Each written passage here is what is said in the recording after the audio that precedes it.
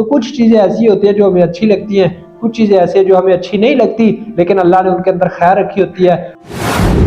بچپن سے کہانی سنتے آ رہے ہیں کہ انسان کے لیے جو ہوتا ہے وہ ہمیشہ اس کے لیے بہتر ہوتا ہے، لیکن اب الحمدللہ چونکہ قرآن مجید پڑھا ہے، قرآن مجید کی تعلیم حاصل کی ہے، حدیث مبارکہ کو پڑھا ہے، اب ایسا محسوس ہوتا ہے کہ وہ ایک کہانی نہیں تھی بلکہ وہ حقیقت پہ مبنی ایک مکمل بات تھی۔ اور وہ کہانی کچھ یوں ہے کہ انسان کے لیے جو کچھ ہوتا ہے وہ بہتر ہوتا ہے۔ ایک بادشاہ تھا اور ایک ہی اس کا وزیر تھا۔ تو گھر کے اندر بادشاہ تلوار چلاتے ہوئے غلطی سے تلوار اس کی انگلی کے اوپر لگی اور انگلی کٹ گئی۔ تو بادشاہ اس تکلیف کے اندر اتنی شدت کی درد محسوس کر رہا تھا، اور اسی وقت وزیر آ نکلا اور کہنے لگا کہ انسان کے لیے جو ہوتا ہے وہ بہتر ہوتا ہے۔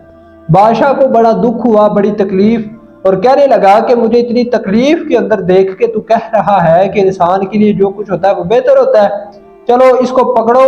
اور درباریوں کو، اپنے سیکورٹی گارڈز کو حکم دیا کہ اس کو پکڑو اور جیل خانے کے اندر ڈال دو۔ وزیر کو قید خانے کے اندر ڈال دیا گیا۔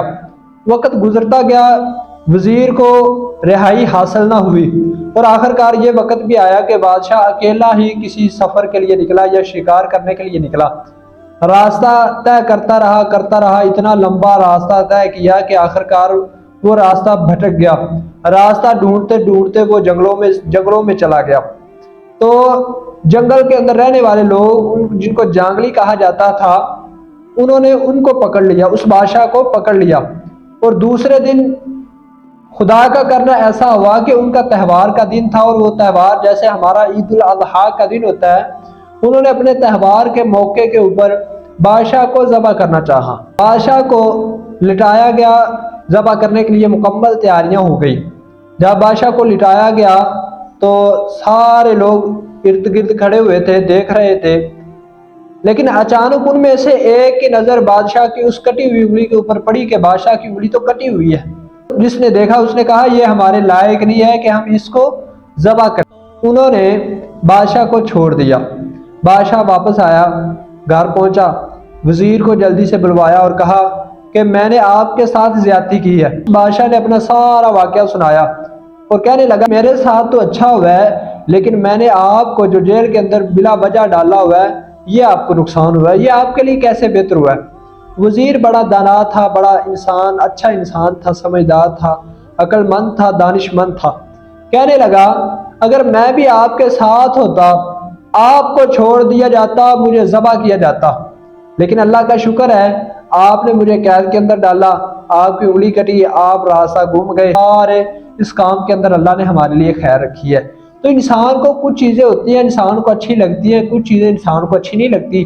قرآن کریم کے اندر اللہ تعالیٰ نے اس بات کا واضح ارشاد فرما دیا، واضح اعلان فرما دیا ہے، عسیٰ ان تکرہوا شیئا وہو خیر لکم۔